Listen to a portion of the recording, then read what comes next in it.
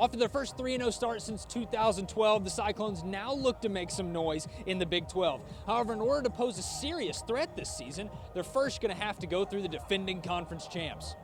Coming off a 43-10 win over Ohio, Iowa State welcomed in Baylor Saturday afternoon to an electric Jack Trice Stadium.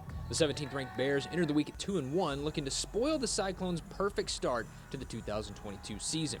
In the first quarter, though, it was the Bears opening up the scoring column. Blake Shapen, play-action fake, gets it to Ben Sims, who barrels his way into the end zone for a 12-yard touchdown reception, and the Bears take an early 7-0 lead. Throughout the remainder of the first half, the yellow flags began to show up as Iowa State began to rack up the penalty yards, which allowed Baylor to sustain key drives. A few calls were not received well by head coach Matt Campbell and the Cyclone faithful. The Bears would use those opportunities to gain a 17-7 lead. Final minute of the second quarter, though, and the Cyclones respond. Hunter Decker's a big 24-yard touchdown pass to Dimitri Stanley to cut the lead down to 17-14 going into the locker room. Coming back out in the second half, though, the Cyclone offense really struggling, held scoreless in the third quarter as Baylor, going into the fourth quarter, took a lead 31-14.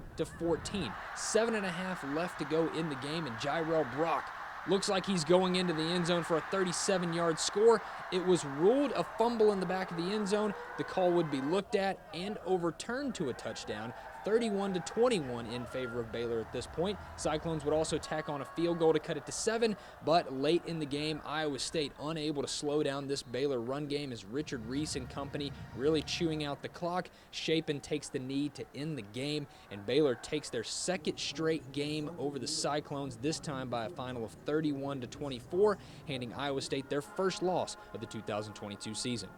You have to make the ball bounce your way. And, you know, the reality of it is that showed up, and what a great lesson for this young team to learn real fast as we get into Big 12 play.